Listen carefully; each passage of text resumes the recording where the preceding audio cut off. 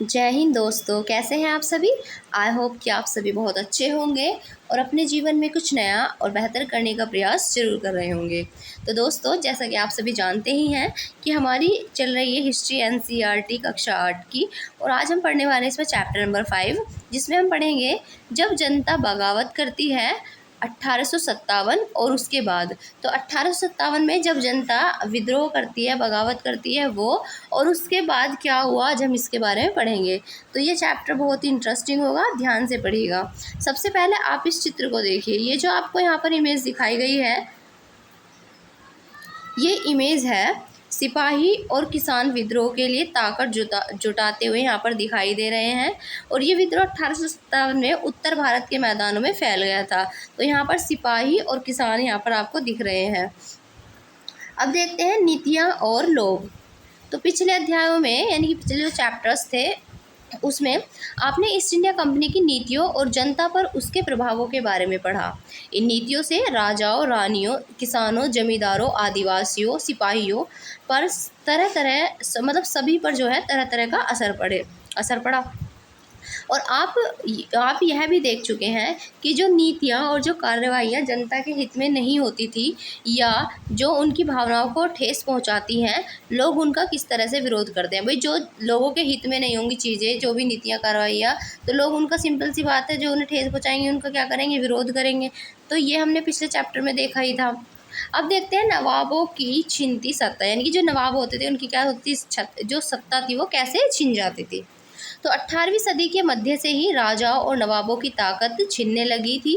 उनकी सत्ता और सम्मान दोनों खत्म होते जा रहे थे, क्योंकि उन्हें अंग्रेजों के अंडर रह के काम करना पड़ रहा था। तो उनके जो भी सम्मान था वो सब क्या होते जा रहे थे, खत्म होते जा रहे थे। और बहुत सारे दरबारों में रेजिडेंट तैनात कर दिए गए थे। स्थानीय शासकों की स्वतंत्रता जो थी वो घटती जा रही थी। उनकी सेनाओं को भंग कर दिया जा रहा था। उनकी राजस्व वसूली के अधिकार व इलाके एक एक करके उनसे छीने जा रहे थे। तो ये सब हो रहा था। और बहुत सारे स्थानीय शासक जो थे, शासकों ने अपने हितों की रक्षा के लिए कंपनी के साथ बातचीत भी की। उदाहरण के लिए जैसे झांसी की रानी लक्ष्मीबाई ये चाहती थी कि उनकी कंपनी जो है, कंपनी उनके पति की मृत्यु के बाद उनके गोद लिए बेटे जो बेटा था उनको राजा मान ले, लेकिन ऐसा नहीं हो पा रहा था। तो यहाँ पर अपने हित चाहते थे, लेकिन कंपनी क्या करती थी, वो शासकों के हित में न बात करके वो कंपनी केवल अपना हित देखती थी यहाँ पर। तो फिर इसके बाद क्या होता है, यहाँ पर पेशवा बाजीराव द्वितीय के दत्तक पुत्र जो थे नाना साहब, उन्होंने भी कंपनी से ये आग्रह किया था कि उनके पिताजी को जो पेंशन मिलती थी वह मृत्यु के बाद उन्हें मिलने लगे। और अपनी श्रेष्ठता और ताकत के नशे में चूर जो कंपनी थी, वो इन निवेदनों को ठुकरा दिया उसने। यानी कि उसने किसी की नहीं सुनी, उसने केवल अपना ही जो उसे करना था वो कंपनी ने किया। फिर आगे जो अवध की रियासत थी, अंग्रेजों के कब्जे में जाने वाली आखिरी रियासतों में से थी, यानी कि सबसे लास्ट में जो रियासत बचती थी इसमें वो बची थी अवध। तो अवध भी अब आने वाली थी किसके कब्जे में, तो अंग्रेजों के कब्जे में। फिर 1801 में अवध पर एक सहायक संधि थोप दी गई और 1856 ईस्वी में अंग्रेजों ने उससे कब्जे में ले लिया। और गवर्नर जनरल डलहौजी ने ये ऐलान कर दिया कि रियासत का जो प्रशासन है, जो वहाँ का जो शासन है, रियासत का जो शासन है वो ठीक से नहीं चलाया जा रहा है, इसलिए शासन को दुरुस्त करने के लिए ब्रिटिश प्रभुत्व जो है वो ज़रूरी है। तो इन्होंने क्या कहा कि यहाँ का शासन ठीक से नहीं चल रहा और इसलिए कंपनी से अपने अंडर में ले रही है। तो इस तरह से इन्होंने यहाँ से अवध को भी हड़प लिया। फिर कंपनी ने मुगलों के शासन को ख़त्म करने की भी पूरी योजना बना ली थी और कंपनी द्वारा जारी किए गए सिक्कों पर मुग़ल बादशाह का नाम हटा दिया गया। यानी कि कंपनी के द्वारा जो सिक्के जारी किए गए थे उन पर जो मुग़ल बादशाह का नाम हुआ करता था उसको हटा दिया गया। और 1849 में गवर्नर जनरल डलहौजी ने यह ऐलान कर दिया कि बहादुर शाह जफ़र की मृत्यु के बाद बादशाह के परिवार को लाल किले से निकाल कर उसे दिल्ली में कहीं और बसा दिया जाए। यानी कि अब जो इनका परिवार था मुग़लों का, तो इन्होंने क्या किया, अब उसको लाल किले से बाहर निकलने के लिए कहा कि उसे बाहर निकाल कर उसे दिल्ली में कहीं और पर बसा दिया जाए बहादुर शाह की मृत्यु के बाद।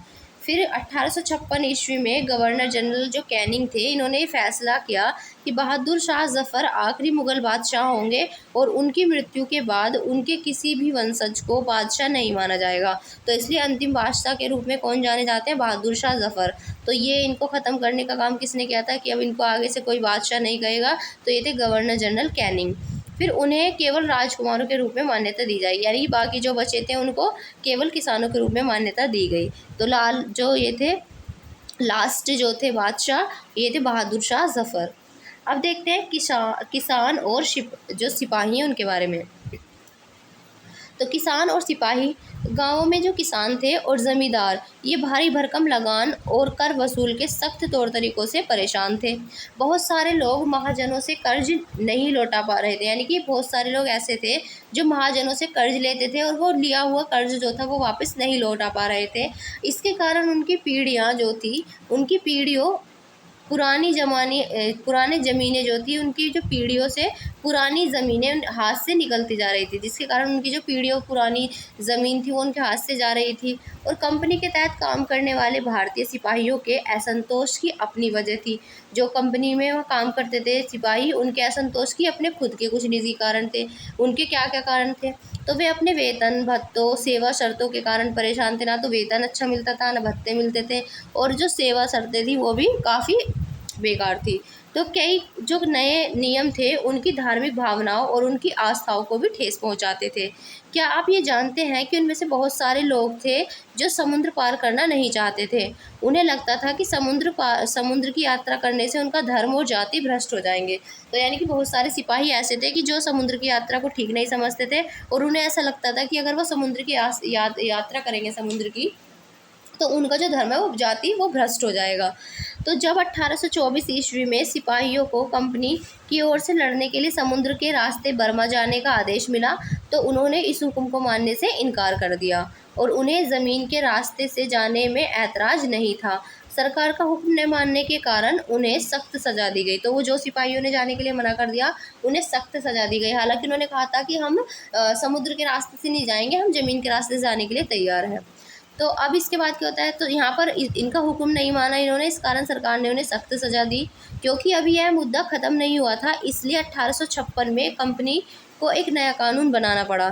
और इस कानून में साफ कहा गया था कि अगर कोई व्यक्ति कंपनी की खाना में नौकरी करेगा तो ज़रूरत पड़ने पर उसे समुद्र पार भी जाना पड़ सकता है। तो इन्होंने एक नया कानून यहाँ पर 1856 में यहाँ पर बना देते हैं ये, और कहते हैं कि अगर ज़रूरत पड़ेगी तो ज़रूरत पड़ने पर आपको समुद्र पार भी जाना पड़ेगा।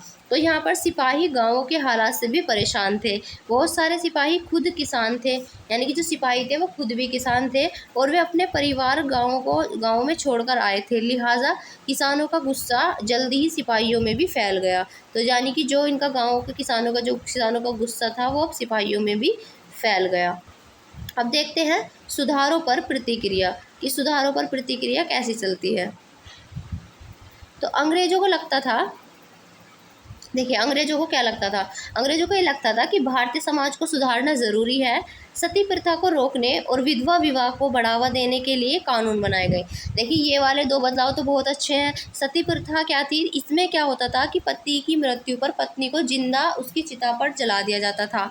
और विधवा विवाह तो आपको पता ही है, जब कोई स्त्री का पति मर जाता है तो वो विधवा हो जाती है, तो उसका विवाह पहले नहीं किया जाता था। तो लेकिन इन्होंने यहाँ पर ये किया कि विधवा विवाह जो था इसको प्रचलन में लाया जाए और सती प्रथा को रोका जाए। तो ये इनके दो अच्छे कदम थे। तो अंग्रेजी भाषा की शिक्षा को जमकर प्रोत्साहन दिया गया। देखिए यहाँ पर अपनी भाषा को बढ़ावा देना उनका ये गलत था, क्योंकि जो हमारी भाषा स्थानीय है सब लोग वही पसंद करते हैं। लेकिन भाषाओं का ज्ञान होना कोई गलत बात नहीं है। तो यहाँ पर इन्होंने क्या कहा, लेकिन थोपना गलत है। अगर हम किसी पे कोई भाषा थोपे तो, अगर कोई अपनी मर्ज़ी से सीखना चाहते हैं अलग अलग लैंग्वेजेस तो ये बहुत अच्छी बात है। अब देखते हैं यहाँ पर, तो अंग्रेजी भाषा की शिक्षा को जमकर प्रोत्साहन दिया गया। और 1830 के बाद कंपनी ने ईसाई मिशनरियों को खुलकर काम करने और यहाँ तक कि ज़मीन व संपत्ति जुटाने की भी छूट दे दी। तो अब जो ईसाई मिशनरीज़ थे इनको खुलकर यहाँ काम करने की और साथ ही साथ ज़मीन और संपत्ति जुटाने की भी इन्होंने छूट दे दी थी 1830 के बाद। फिर 1850 में एक नया कानून फिर बनाया गया, जिससे क्या हुआ, ईसाई धर्म को अपनाना और आसान हो गया। और इस कानून में प्रावधान किया गया था कि अगर कोई भारतीय व्यक्ति ईसाई धर्म को अपनाता है तो भी पुरखों की संपत्ति पर उसका अधिकार पहले जैसा ही रहेगा। और बहुत सारे भारतीयों को यकीन हो गया था कि अंग्रेज उनका धर्म, उनके सामाजिक रीति रिवाज और उनकी परंपरागत जो शैली है, जो पहले से चली आ रही है उनकी जीवन शैली, उसको नष्ट कर रहे हैं। तो दूसरी तरफ ऐसे भारतीय भी थे जो मौजूदा सामाजिक व्यवस्था में बदलाव चाहते थे, और इन सुधार को और उनके सुधार आंदोलनों के बारे में हम पढ़ेंगे चैप्टर नंबर 6 में। तो अब यहाँ पर अगर आप देखेंगे चित्र, तो ये दिखाया गया है उत्तर भारत के बाज़ारों में सिपाही जो थे वो खबरें और अफवाह फैलाते हुए। तो यहाँ पर ये सिपाही यहाँ क्या कर रहे हैं, खबरें और अफवाह फैला रहे हैं, ये जो आपको चित्र में दिखाया गया है। अब देखते हैं जनता की नज़र से। तो उस ज़माने में लोग अंग्रेज़ शासन के बारे में क्या सोच रहे थे, इसका जायज़ा लेने के लिए हम ये स्रोत पढ़ते हैं जो यहाँ पर दिए गए हैं, स्रोत नंबर 1 और 2। पहला है, ये है 84 नियमों की सूची। तो 84 नियमों की सूची में क्या है ये देखते हैं। तो यहाँ महाराष्ट्र के एक गांव में रहने वाले एक ब्राह्मण विष्णु भट्ट गोडसे द्वारा लिखित पुस्तक माझा प्रवास के कुछ अंश दिए गए हैं। विष्णु भट्ट और उनके चाचा मथुरा में आयोजित किए जा रहे एक यज्ञ में भाग लेने के लिए निकले। विष्णु भट्ट ये लिखते हैं कि रास्ते में उनकी मुलाकात कुछ सिपाहियों से हुई जिन्होंने सलाह दी कि वे वापस लौट जाएं। क्योंकि 3 दिन के भीतर चारों तरफ कोहराम मच जाएगा। और सिपाहियों ने जो कहा वो इस प्रकार था। तो अब देखते हैं वो किस प्रकार कहा था। उन्होंने कहा कि अंग्रेज सरकार हिंदुओं और मुसलमानों के धर्म को नष्ट करने पर आमादा है। उन्होंने 84 नियमों की एक सूची बनाई है और कलकत्ता में सारे राजाओं और राजकुमारों की मौजूदगी में उसका ऐलान कर दिया गया है। उन्होंने यानी कि सिपाहियों ने ये बताया कि राजा इन नियमों को मानने के लिए तैयार नहीं है। उन्होंने अंग्रेजों को घातक परिणामों की चेतावनी दी है और राजाओं ने ये कहा है कि अगर ये नियम लागू किए गए तो भारी उथल पुथल मच जाएगी। कि राजा भारी गुस्से में अपनी राजधानियों को लौट गए और तमाम बड़े लोग योजनाएं बना रहे हैं कि धर्म युद्ध के लिए तारीख तय कर ली गई थी और मेरठ छावनी से एक गुप्त योजना तैयार करके विभिन्न छावनियों में भेज दी गई थी। तो ये उस समय के 84 नियमों की जो सूची हमने देखा इन्होंने बनाई थी, तो इसके बारे में यहाँ पर ये इनको बता रहे हैं। इसी के साथ यहाँ पर सोर्स नंबर 2 ये स्रोत नंबर 2 देखते हैं। इसमें बताया गया है जल्दी ही हर टुकड़ी में उत्तेजना किस प्रकार से छा गई थी। तो जल्दी ही हर टुकड़ी में उत्तेजना छा गई, तो ये उस दौर की एक और झलक सूबेदार सीताराम पांडे के संस्मरणों में मिलती है। सीताराम पांडे को 1812 में बंगाल नेटिव आर्मी, कौन सी 1812 में बंगाल नेटिव आर्मी में सिपाही के तौर पर भर्ती किया गया था। उन्होंने 48 साल तक की नौकरी और 1860 में वे सेवानिवृत्त हो गए। उन्होंने बगावत को दबाने में अंग्रेजों की मदद की, हालांकि उनका बेटा भी विद्रोहियों के साथ था। अंग्रेजों ने उसे सीताराम की आंखों के सामने ही मार डाला था और अपनी सेवानिवृत्ति के बाद यानी कि अपनी रिटायरमेंट के बाद उनके कमान अफसर नॉरगेट ने उन्हें अपने संस्मरण लिखने के लिए प्रेरित किया था। और सीताराम ने 1861 में अवधी भाषा में अपने संस्मरण में लिखे इन्होंने अपने संस्मरण लिखे अवधी भाषा में लिखे, जिनका नॉरगेट ने अंग्रेजी में अनुवाद किया और फ्रॉम सिपाही टू सूबेदार यानी कि सिपाही से सूबेदार तक के नाम से उसे प्रकाशित करवाया। सीताराम पांडे के संस्मरणों में इसका जो एक अंश है वो इस प्रकार है। तो आइए देखते हैं किस प्रकार की इन्होंने बात बताई है। तो इन्होंने कहा कि मेरा मानना है कि अवध पर हुए कब्जे से सिपाहियों के भीतर गहरा अविश्वास भर गया था और वे सरकार के खिलाफ साजिशें रचने लगे थे। अवध के नवाब और दिल्ली के बादशाह के नुमाइंदों की सेना की नब्ज़ जानने के लिए पूरे भारत भेज दिया गया। तो सेना को क्या किया गया, सेना की नब्ज़ जानने के लिए पूरे भारत में भेज दिया गया। उनके जो नुमाइंदों को जो सेना की नब्ज़ जानने के लिए भेज दिया गया। फिर उन्होंने सिपाहियों की भावनाओं को हवा दी। उन्होंने सिपाहियों को बताया कि विदेशियों ने बादशाह के साथ कितना बड़ा धोखा किया है। उन्होंने 1000 झूठ गढ़ डाले हैं और सिपाहियों को अपने मालिकों और अंग्रेज़ों के खिलाफ बगावत करने के लिए उकसाया ताकि दिल्ली में बादशाह को दोबारा गद्दी पर बैठाया जा सके। और उनकी दलील ये थी कि अगर सिपाही मिलकर काम करें और इन सुझावों पर अमल करें तो सेना ऐसा कर भी सकती थी। तो ये इन्होंने लिखा था अपने इस लेख के अंदर। अब ये जो यहाँ पर चित्र दिखाया गया है, तो ये चित्र दिखाया गया है, आप देखिए इसको ध्यान से ज़रा। तो ये मेरठ में जो विद्रोही हैं, मेरठ में विद्रोही सिपाही अफसरों पर हमला करते हैं और उनके घर में घुस जाते हैं और इमारतों में क्या करते हैं, आग लगा देते हैं। तो मेरठ में विद्रोही सिपाही अफसरों पर हमला करते हैं, यहाँ पर जाकर उनके घर में घुस जाते हैं और आग लगा देते हैं। अब देखते हैं जो हमने पढ़ा इसका अभी बचा हुआ पार्ट है ये सोर्स 2 का।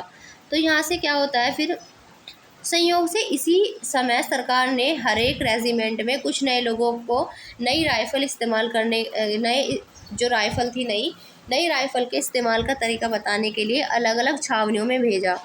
इन लोगों ने कुछ समय तक सिपाहियों का प्रशिक्षण दिया। तो इन लोगों ने कुछ समय तक क्या किया, सिपाहियों को प्रशिक्षण दिया। और इसी दौरान न जाने कहाँ से खबर फैल गई कि इन राइफलों में इस्तेमाल होने वाले जो कारतूस हैं, उन कारतूसों पर गाय और सूअर की चर्बी का लेप चढ़ाया गया है। हमारे रेजिमेंट के लोग दूसरे लोगों को लिखकर यह खबर भेजने लगे और जल्दी ही हर एक रेजिमेंट में उत्तेजना का माहौल बन गया था। कुछ लोगों ने कहा कि उनकी 40 साल की नौकरी में सरकार ने उनके मज़हब को चोट पहुंचाने के लिए कुछ भी नहीं किया था।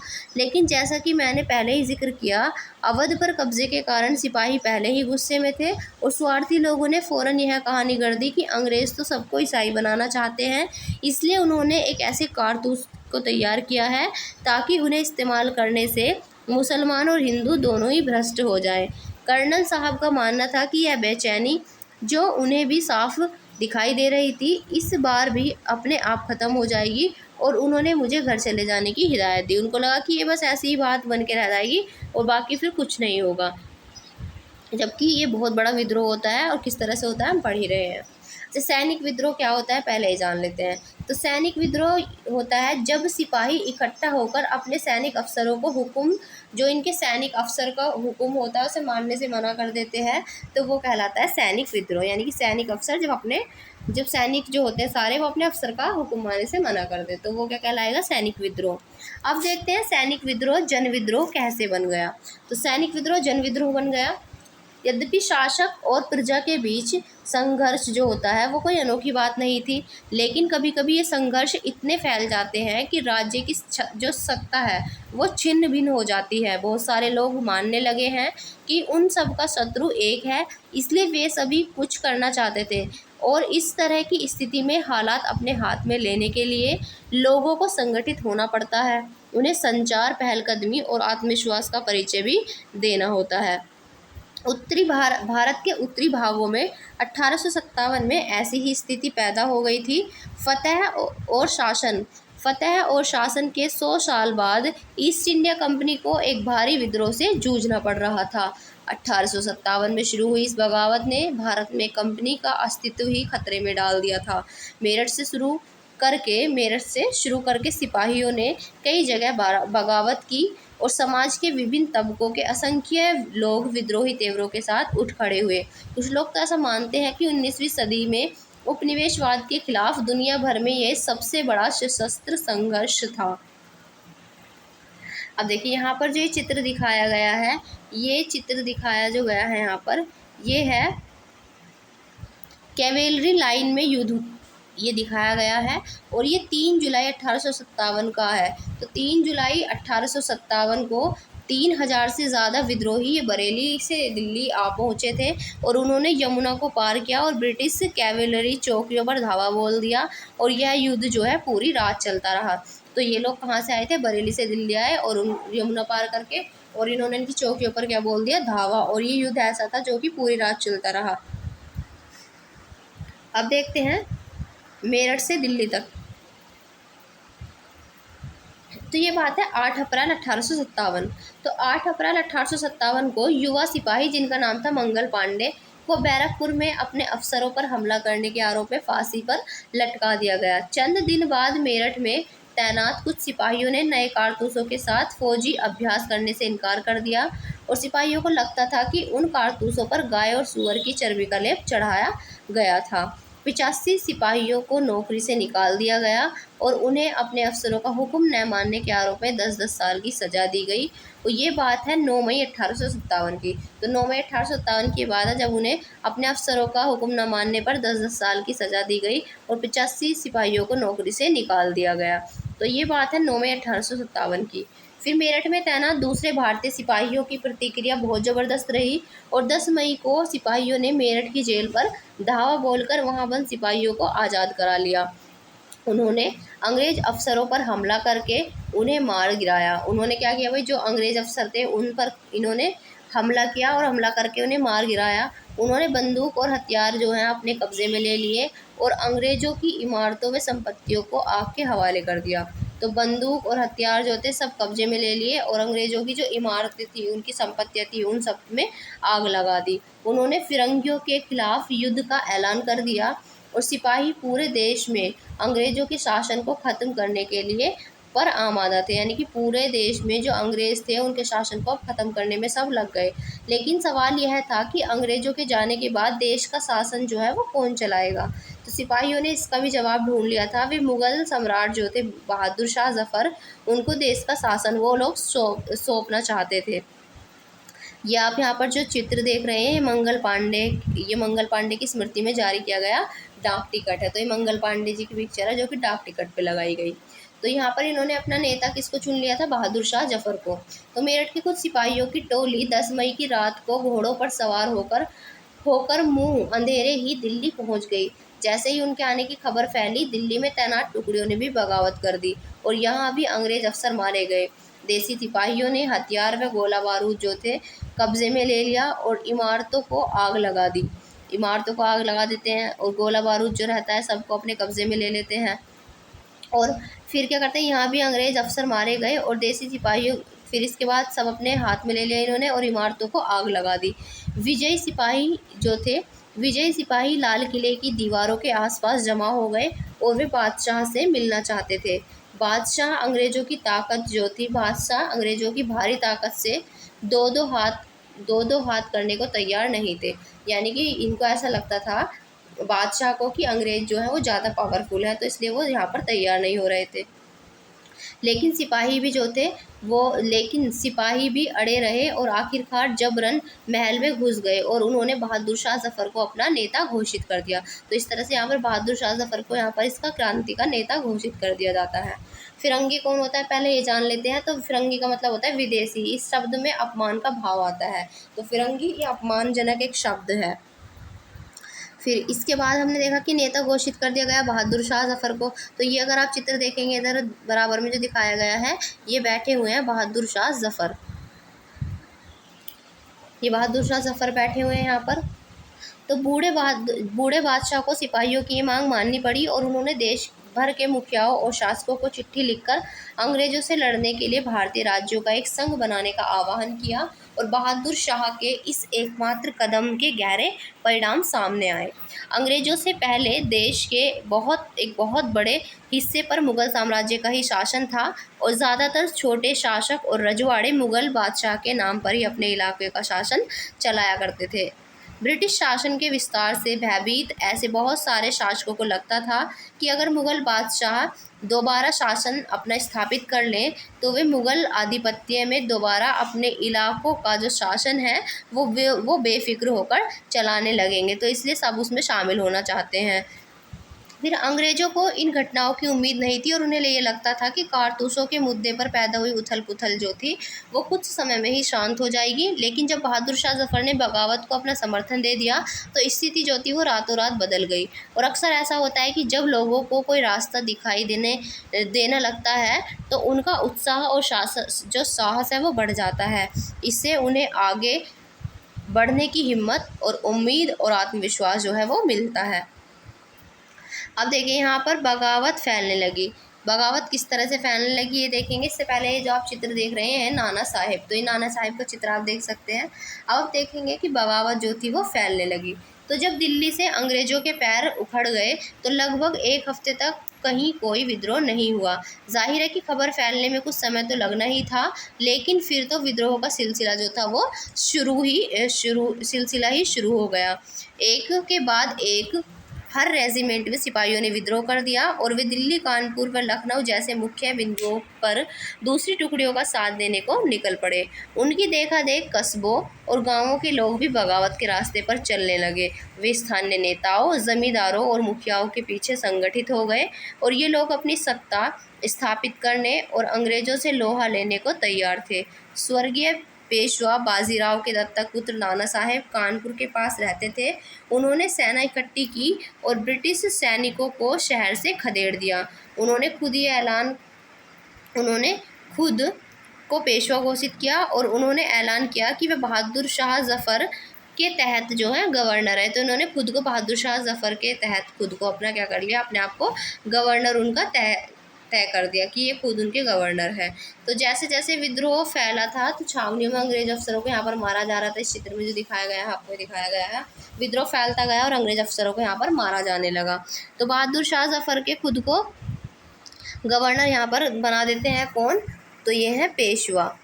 तो इसके बाद लखनऊ की गद्दी से हटा दिए गए जो नवाब वाजिद अली शाह के बेटे ब्रिजिस कद्र थे, इनको नया नवाब घोषित कर दिया गया। और ब्रिजिस कद्र ने भी क्या किया था, इन्होंने बहादुर शाह जफ़र को अपना बादशाह मान लिया। और उनकी जो माँ थी बेगम हज़रत महल ने अंग्रेज़ों के खिलाफ विद्रोह को बढ़ावा देने में बढ़ चढ़कर इन्होंने यहाँ पर क्या लेती हैं, ये बढ़ चढ़कर हिस्सा लिया। और झांसी में रानी लक्ष्मीबाई भी विद्रोही सिपाहियों के साथ जा मिली। और उन्होंने नाना साहब के सेनापति थे, नाना साहब के सेनापति तात्या टोपे के साथ मिलकर अंग्रेज़ों को भारी चुनौती दी।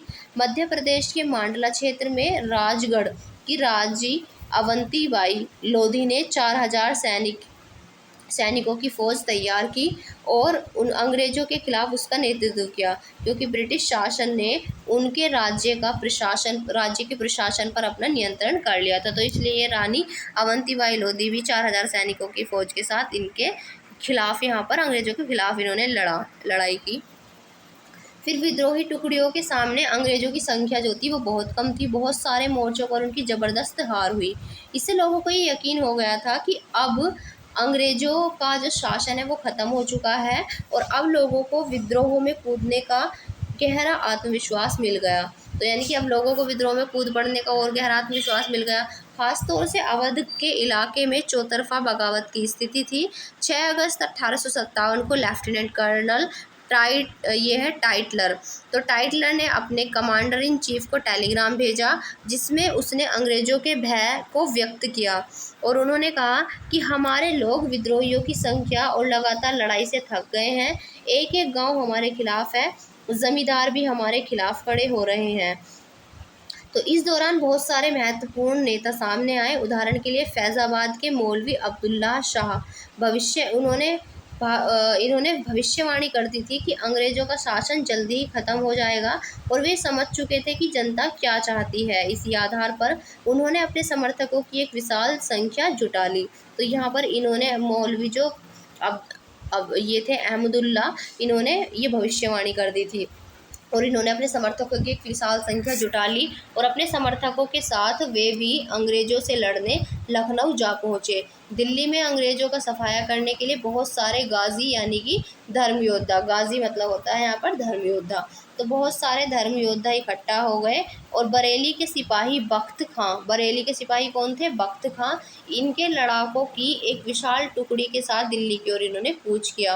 वह इस बगावत में एक मुख्य व्यक्ति साबित हुए और बिहार के एक पुराने जमींदार जिनका नाम था कुंवर सिंह, तो बिहार के जमींदार थे कुंवर सिंह, इन्होंने भी विद्रोही सिपाहियों का साथ दिया और महीनों तक अंग्रेज़ों से लड़ाई लड़ी और तमाम इलाकों के नेताओं और लड़ाके इस युद्ध में हिस्सा ले रहे थे। अगर यहाँ पर आप चित्र देखेंगे तो ये दिखाया गया है झांसी की रानी लक्ष्मीबाई का, एक महान योद्धा बनकर ये लड़ी रानी लक्ष्मीबाई। और यहाँ पर ये जो चित्र दिखाया गया है ये है वीर कुंवर सिंह जो कि बिहार से थे। और यहाँ पर ये जो चित्र दिखाया गया है ये ब्रिटिश टुकड़ियाँ जो है, ब्रिटिश टुकड़ियाँ ये विद्रोहियों पर हमला करती हैं जिन्होंने दिल्ली के लाल किला जो कि दिखाया गया है दाईं तरफ तथा सलीमगढ़ के किले बाईं ओर, इन पर कब्ज़ा किया हुआ था। तो इन पर इनका कब्ज़ा था और यहाँ पर इन्होंने ब्रिटिश टुकड़ियाँ विद्रोहियों पर क्या करती हैं, यहाँ पर हमला करती हैं। इसके बाद अगर आप ये चित्र देखेंगे तो ये चित्र देखिए, ये यहाँ पर विद्रोही जो है ये विद्रोही सिपाही हैं जो मेरठ से दिल्ली की तरफ कूच कर रहे हैं। तो मेरठ से किधर जा रहे हैं, ये सब जा रहे हैं मेरठ से दिल्ली की ओर जा रहे हैं। तो शुरू में जो अंग्रेज़ी सेना थी, अंग्रेज़ी सेनाओं को दिल्ली की भारी किले जो बंदी थी उसको तोड़ने में मुश्किल हुई। तो अंग्रेज़ी सेनाओं को दिल्ली की भारी किलेबंदी को तोड़ने में मुश्किल हुई और 3 सितंबर 1857 को अंग्रेज़ी सेनाओं को और ज़्यादा हथियार, गोले आदि पहुंचाए गए। ये गाड़ियों पर लदे हुए थे जिन्हें हाथी खींच रहे थे और इनकी कतार जो थी वो 7 मील लंबी थी। तो अब आप देख सकते हैं 7 मील लंबा कितना ज़्यादा बैठेगा। अब देखते हैं कंपनी का पलटवार। अब कंपनी कैसे पलटवार करती है। अब तो हमने देखा कि किस तरह से जनता एक साथ हो गई, सब मिल गए और सब ने युद्ध कर दिया। लेकिन अब हम देखेंगे कंपनी क्या करती है और किस तरह से वो पलटवार करती है। तो इसी उथल पुथल के बावजूद अंग्रेज़ों ने हिम्मत नहीं छोड़ी और कंपनी ने अपनी पूरी ताकत लगाकर विद्रोह को कुचलने का फैसला लिया। उन्होंने इंग्लैंड से और फौजी मंगवाए और विद्रोहियों को जल्दी सजा देने के लिए नए कानून बनाए। विद्रोह के मुख्य जो केंद्रों पर धावा बोल दिया और सितंबर 1857 में दिल्ली वो दोबारा से इनके कब्जे में आ गई। तो इन्होंने क्या किया, अपने वहाँ से अपने वहाँ से और सैनिक मंगाए और जो मेन मेन जगह थी वहाँ पर उनको तैनात किया और फटाफट से नया रूल बनाया और इन्होंने क्या काम किया, उनको जेल में डाल दिया। फिर इसके बाद जो मुख्य केंद्रों पर धावा बोल दिया और 1857 में दिल्ली जो थी वो दोबारा से इनके कब्जे में आ गई अंग्रेजों के। फिर अंतिम मुगल बादशाह बहादुर शाह जफ़र पर मुकदमा चलाया गया और उन्हें आजीवन कारावास की सज़ा दी गई और उनके ही सामने उनके ही बेटों की हत्या उनकी आंखों के सामने गोली मारकर कर दी गई। तो उनके बेटों की हत्या यानी कि बहादुर शाह जफ़र के बेटों की हत्या बहादुर शाह जफ़र की आंखों के सामने गोली मारकर कर दी गई। बहादुर शाह और उनकी पत्नी बेगम जीनत महल को अक्टूबर 1858 में रंगून जेल में भेज दिया गया और इसी जेल में नवंबर 1862 में बहादुर शाह जफ़र ने अंतिम सांस ली। तो बहादुर शाह जफ़र की जो मृत्यु है वो भारत के बाहर हुई थी, म्यांमार में। रंगून पड़ता है म्यांमार, यानी कि पहले से इसको हम बर्मा के नाम से जानते थे। अब दिल्ली पर कब्जा हो जाने का मतलब ये नहीं था कि विद्रोह खत्म हो चुका था। इसके बाद भी लोग अंग्रेज़ों से टक्कर लेते रहे। व्यापक बगावत की विशाल ताकत को कुचलने के लिए अंग्रेज़ों को 2 साल तक लड़ाई लड़नी पड़ी और मार्च 1858 में लखनऊ अंग्रेज़ों के कब्ज़े में चला गया। तो अब यहाँ पे क्या होता है, 1858 में जो लखनऊ है ये अंग्रेज़ों के कब्ज़े में चला जाता है और जून 1858 में रानी लक्ष्मीबाई की शिकस्त हुई और उन्हें मार दिया गया। दुर्भाग्यवश ऐसा ही रानी अवंतीबाई लोधी के साथ हुआ और खेड़ी की शुरुआती विजय के बाद उन्होंने अपने आप को अंग्रेजी फौज से घिरा हुआ पाया और वे शहीद हो गई। तात्या टोपे, ये तात्या टोपे की स्मृति में जारी डाक टिकट दिखाया गया है। ये जो चित्र है किसका है, ये तात्या टोपे का चित्र है। अब देखेंगे यहाँ पर, तो तात्या टोपे ये मध्य भारत के जंगलों में रहते हुए आदिवासियों और किसानों की सहायता से छापामार युद्ध चलाते रहे। तो ये छापामार युद्ध किया करते थे कौन, तात्या टोपे। तो जिस तरह से पहले अंग्रेजों के खिलाफ मिली सफलताओं से विद्रोहियों को उत्साह मिला था, उसी तरह से विद्रोही ताकतों की हार से लोगों की हिम्मत जो थी वो टूटने लगी थी। बहुत सारे लोगों ने विद्रोहियों का साथ छोड़ दिया और इसी के साथ क्या हुआ था, यहाँ पर अंग्रेजों ने भी लोगों का जो विश्वास है वो जीतने के लिए हर संभव प्रयास किया और उन्होंने वफादार भूस्वामियों के लिए इनाम का ऐलान कर दिया और उन्होंने ये आश्वासन भी दिया गया कि उनकी ज़मीन पर उनके अधिकार जो है वो परंपरागत बने रहेंगे और जिन्होंने विद्रोह किया था उनसे कहा गया कि अगर वे अंग्रेज़ों के सामने समर्पण कर देते हैं और अगर उन्होंने किसी अंग्रेज़ की हत्या नहीं की है तो वे सुरक्षित रहेंगे और ज़मीन पर उनकी अधिकार और उनकी दावेदारी बनी रहेंगी। ऐसा इन्होंने अंग्रेज़ों ने यहाँ पर किया और इसके बावजूद सैकड़ों सिपाहियों और विद्रोहियों, नवाबों और राजाओं पर मुकदमा चलाए गए और उन्हें फांसी पर लटका दिया। तो ऐसा इन्होंने किया था। ये जो चित्र आप देख रहे हैं, यहाँ पर जो चित्र दिखाया गया है, ये अंग्रेज़ टुकड़ियाँ दिल्ली में घुसने के लिए कश्मीरी गेट को बारूद से उड़ा देती हैं। तो जो कश्मीरी गेट था उसको बारूद से उड़ा देती हैं यहाँ पर अंग्रेज़ी टुकड़ियाँ, ताकि वो दिल्ली में घुस पाएँ। यहाँ पर एक चित्र और दिखाया गया है। इस चित्र में दिखाया गया है कि अंग्रेज़ जो टुकड़ियाँ हैं वो कानपुर के पास विद्रोहियों को पकड़ लेती हैं और ध्यान से देखेंगे कि किस तरह कलाकार ने अंग्रेज़ सिपाहियों को बहादुरी से विद्रोहियों पर धावा बोलते हुए दिखाया गया है। तो अंग्रेज़ सिपाहियों को यहाँ पर धावा बोलते हुए दिखाया गया है और यहाँ पर जो भारतीय जनता है उसको विद्रोही बताया गया है। अब देखते हैं विद्रोह के बाद के सालों में क्या हुआ।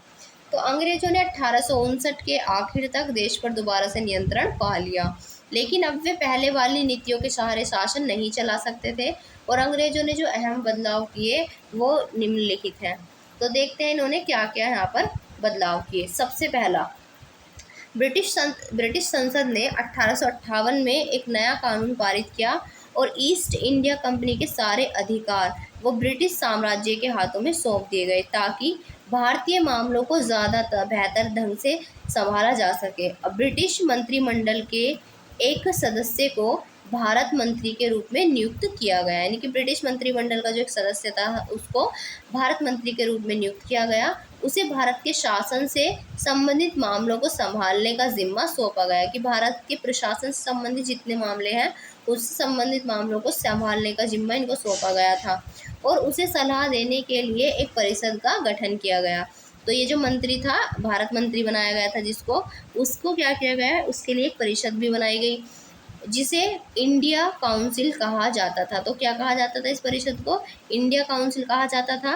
भारत के गवर्नर जनरल को वायसराय का ओहदा दिया गया। तो भारत का जो गवर्नर जनरल था अब उसको क्या बना दिया जाता है? वायसराय। और इस प्रकार उसे इंग्लैंड के राजा या रानी का निजी प्रतिनिधि घोषित कर दिया गया कि ये राजा या रानी का रिप्रेजेंटेटिव है, पर्सनल। फलस्वरूप अंग्रेज सरकार ने भारत के शासन की जिम्मेदारी सीधे अपने हाथों में ले ली। तो यहाँ पर जो अंग्रेजी सरकार थी उसने क्या काम किया, सीधी जो शासन की जिम्मेदारी थी वो कंपनी को न देकर अब अपने हाथ में ले ली सीधे। फिर दूसरा उन्होंने क्या किया, इन्होंने क्या कि देश के सभी शासकों को भरोसा दिया कि वे भविष्य में कभी भी उनके भूक्षेत्र पर कब्जा नहीं किया जाएगा। उन्हें अपने रियासतों और अपने वंशजों, यहाँ तक कि अपने दत्तक पुत्रों को सौंपने की जो छूट थी वो भी दे दी गई। लेकिन उन्हें इस बात के लिए प्रेरित किया गया कि वे ब्रिटेन की रानी को अपना अधिपति स्वीकार करें, और इस तरह भारतीय शासकों को ब्रिटिश साम्राज्य के अधीन शासन चलाने की छूट दी गई। यानी कि वो राजा बन के रह सकते हैं, उनकी ज़मीनें उनकी रहेंगी, अपने दत्तक पुत्रों को वो सौंप सकते हैं संपत्ति, लेकिन उनका जो शासन है वो उनको अपनी जो आधिपत्य स्वीकार करना पड़ेगा, किसका? अंग्रेजों का। तो यानी कि एक तरह से आप अपना शासन चला रहे हैं, लेकिन जो हामी है एक तरह से वो कौन भर रहा है? ऊपर बैठा हुआ इंसान। तो यानी कि आपका जो शासन है वो ब्रिटिश शासन के अधीन चलेगा, कहने का मतलब ये था। फिर थर्ड क्या किया इन्होंने, सेना में भारतीय सिपाहियों का अनुपात कम करने और यूरोपीय सिपाहियों की संख्या को बढ़ाने का फैसला लिया गया, कि अब जो सेना है उसमें भारतीयों की संख्या कम होगी और यूरोपियंस की ज़्यादा होगी। और यह भी तय किया गया कि अवध, बिहार, मध्य भारत तथा दक्षिण भारत के से जो सिपाही हैं, दक्षिण भारत से सिपाहियों को भर्ती करने के बजाय अब गोरखा, सिखों और पठानों में से ज़्यादातर सिपाही जो हैं वो भर्ती किए जाएंगे। तो अब यहाँ पर इन्होंने क्या काम किया कि अवध, बिहार और मध्य भारत और दक्षिण से सिपाहियों की भर्ती करने की बजाय अब किसको चांस देने की बात की इन्होंने, जो गोरखा, सिख और पठान है अब इनको यहाँ पर भर्ती किया जाएगा सेना में। फिर क्या होता है आगे, इन्होंने क्या कहा कि मुसलमानों की ज़मीन और संपत्ति बड़े पैमाने पर जब्त की गई। उन्हें संदेह व शत्रुता के भाव से देखा जाने लगा, और अंग्रेजों को ये लगता था कि यह विद्रोह उन्होंने ही खड़ा किया था। फिर इन्होंने पांचवा कहा कि अंग्रेजों ने फैसला किया, क्या किया इन्होंने फैसला, कि वे भारत के लोगों के धर्म और उनकी सामाजिक रीति रिवाजों का सम्मान करेंगे। तो ऐसा भी इसमें कहा गया। फिर इन्होंने कहा भूस्वामी और जमींदारों की रक्षा करने तथा ज़मीन पर उनके अधिकारों को स्थायित्व देने की नीतियाँ भी बनाई गई इनके द्वारा। इस प्रकार 1857 के बाद इतिहास का एक क्या होता है, नया चरण यहाँ पर शुरू हुआ। अगर आप ये चित्र देखेंगे यहाँ पर, तो ये आपको दिखाया गया है मैप, और इनमें जो रेड कलर के दिखाए गए हैं क्षेत्र, ये हैं विद्रोह के मुख्य केंद्र जहाँ पर मेनली विद्रोह हुआ था। तो रेड कलर वाले जैसे कि मेरठ, दिल्ली, झांसी, बरेली, कानपुर, लखनऊ, फैज़ाबाद, तो ये वो जगह है जहाँ पर विद्रोह जो है मेन रूप से फैला था। बाकी ये जो ब्लैक है यहाँ पर विद्रोह के ये अन्य केंद्र थे जो कि कम फेमस हुए, जैसे कि यहाँ पर सियालकोट, लाहौर, फिरोजपुर, जालंधर, फिल्लौर, सहारनपुर, रोहतक, बुलंदशहर, अलीगढ़, मैनपुरी, यहाँ पे नसीराबाद, नीमच, महू, सागर, जबलपुर, नागौर, इधर प्रतापगढ़, फतेहगढ़, ठीक है, नवाबगंज, सीतापुर, बहराइच, गोंडा, सुल्तानपुर, जौनपुर, बनारस, आजमगढ़, दीनापुर। तो ये सभी जो प्लेसेस हैं ये कम है, लेकिन आपसे जो पूछे जाते हैं वो यही पूछे जाते हैं, मेरठ, दिल्ली, बरेली, कानपुर, लखनऊ, झांसी और फैज़ाबाद, ये आप लोगों से पूछे जाते हैं मेनली। अब देखते हैं खुर्दा संग्राम, एक केस स्टडी। तो ये 1857 की घटना ही है, उससे बहुत पहले की एक घटना है।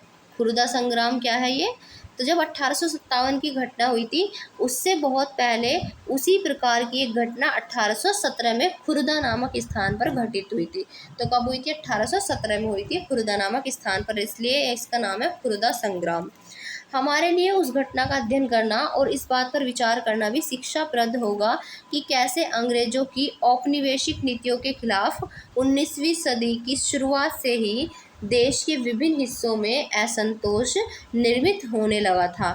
तो खुर्दा, जो कि ओडिशा के दक्षिण पूर्वी भाग में स्थित एक छोटा सा राज्य था, वह 19वीं शताब्दी की शुरुआत में 105 गढ़ों और 60 बड़े और 1109 छोटे गांव सम्मिलित थे। इसके अंदर एक जनबहुल उपजाऊ क्षेत्र था। इसके शासक राजा वीर किशोर तो इसके राजा थे वीर किशोर देव। वीर किशोर देव को स्व अधिकृत चार परगनाओं को तथा जगन्नाथ मंदिर के संचालन अधिकार समेत 14 गणजातों के प्रशासनिक उत्तरदायित्व को पूर्व में दबाव में आकर मराठाओं को सौंप देना पड़ा था। यानी कि यहाँ पर ये बताया गया है कि ये जो 19वीं शताब्दी की शुरुआत में यहाँ पर क्या होता था, इसमें 105 गढ़ थे, 60 बड़े और 1100 जो 9 थे वो छोटे गांव इसमें सम्मिलित हुआ करते थे। और ये बहुत ही एक जन उपजाऊ क्षेत्र था। यहाँ पर उपजाऊ भी अच्छा होता था, जनबहुल उपजाऊ क्षेत्र था। और इसके जो शासक थे उनका नाम था वीर किशोर देव। इनको स्वाधिकृत यानी कि अपने ही इनको क्या थे, 4 परगनाओं को तथा जगन्नाथ मंदिर के संचालन समेत 14 गणजातों के प्रशासनिक उत्तरदायित्व को पूर्व के दबाव में आकर इन्होंने मराठाओं को इन्हें सौंप देना पड़ा था।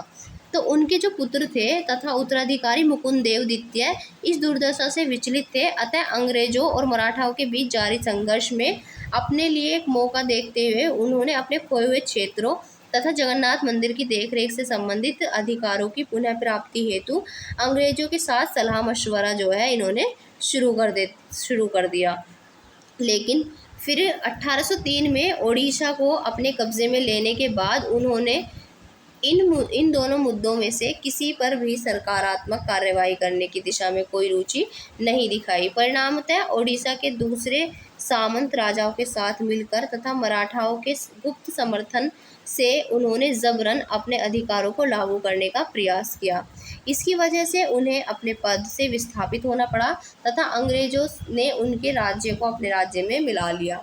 सांत्वना के रूप में एक निश्चित अनुदान के साथ, जो कि उनकी पूर्व भू संपत्ति के राजस्व मात्र का 1/10 मात्र था, यानी कि 1/10वां हिस्सा उनकी पूरी पूंजी का, इतना केवल उन्हें देने की बात की गई।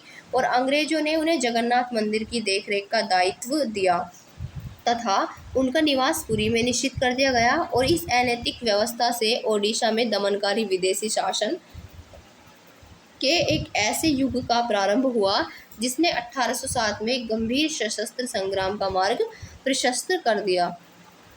फिर खुर्दा में क्या होता है, तो खुर्दा को अपने अधीन करने के बाद तुरंत अंग्रेजों ने राजस्व निवृत्त जमीन पर कर लगाने की नीति अपनाई और इसमें राज्य के पूर्व सैनिक वर्ग, जिन्हें पाइक के नाम से जाना जाता था, उनका जीवन बुरी तरह प्रभावित हुआ। इस नीति की भयावहता राजस्व की मांग में अनुचित वृद्धि, यानी कि राजस्व की मांग जो थी बहुत ही अनुचित थी, उसमें बहुत ज़्यादा वृद्धि की गई और इस संग्रह के दमनकारी तरीकों से बढ़ गई थी।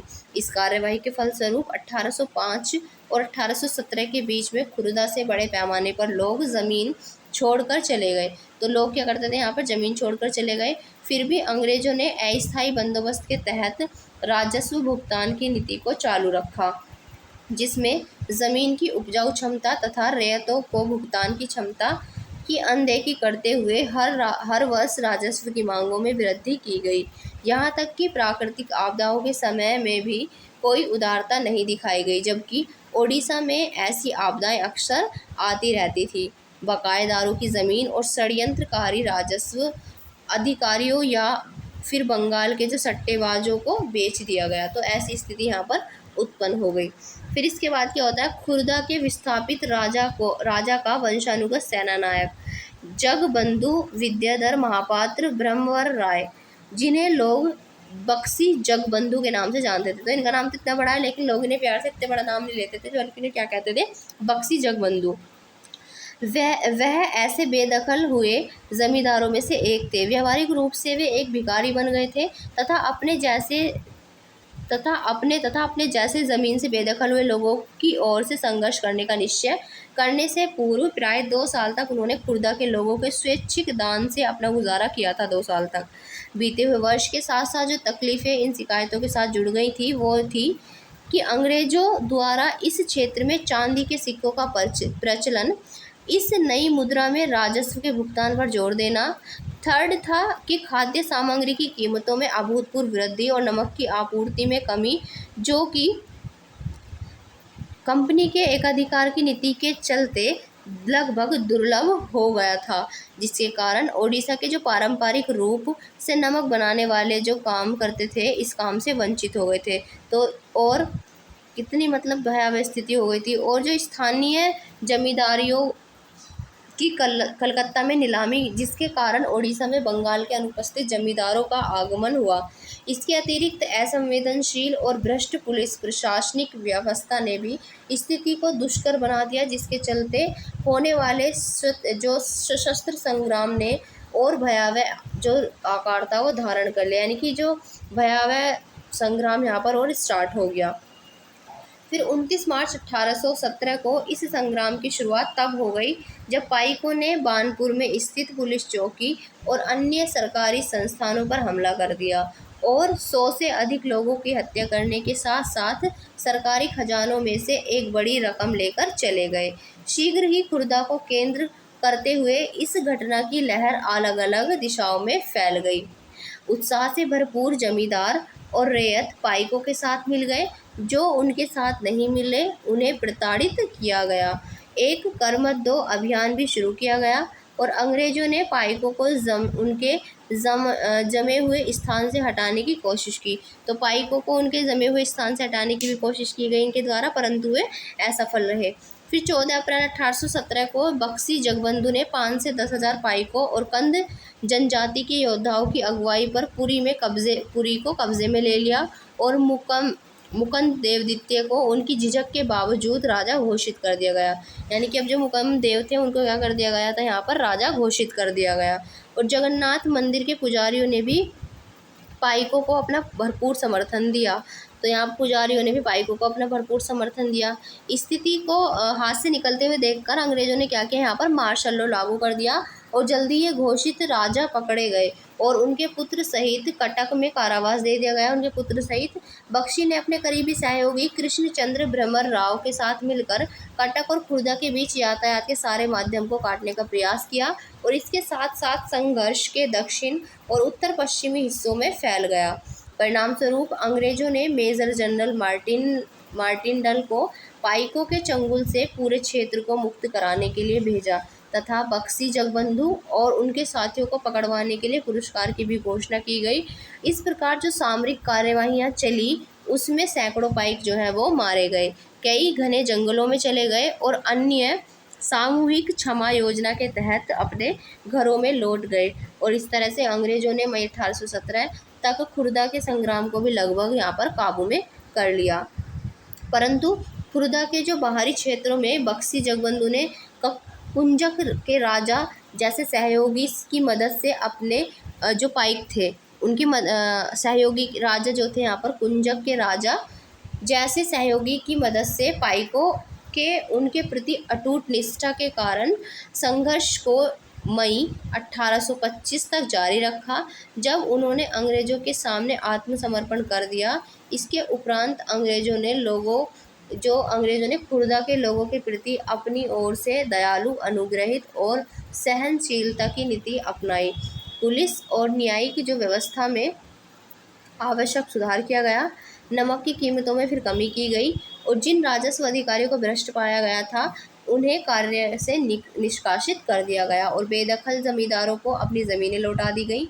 दिवंगत खुर्जा के राजा के पुत्र रामचंद्र देव तृतीय को स्वतंत्र कर पूरी जाने दिया गया और 26,000 रुपये के अनुदान के साथ उन्हें जगन्नाथ मंदिर की देख रेख का दायित्व भी सौंपा गया। तो संक्षेप में ये ओडिशा में अंग्रेजों के विरुद्ध पहला लोकप्रिय सशस्त्र संघर्ष था, जिसका उस क्षेत्र में ब्रिटिश शासन पर दूरगामी प्रभाव पड़ा, अतः इसे मात्र पाइक विद्रोह कहकर इसे कमतर आंकना होगा। अगर हम इसे केवल पाइक विद्रोह कहेंगे तो ये कमतर आंकना ही इसको होगा। तो ये पाइक विद्रोह से भी कहीं अधिक था, जिसमें लोग भी शामिल हुए थे। ठीक है, तो ये चैप्टर हमारा जो है यहीं पर फिनिश होता है। अगर आपको इस चैप्टर से संबंधित कोई भी डाउट है तो आप कमेंट में पूछ सकते हैं। फिर मिलेंगे कल एक नई क्लास के साथ, तब तक के लिए जय हिंद, जय भारत।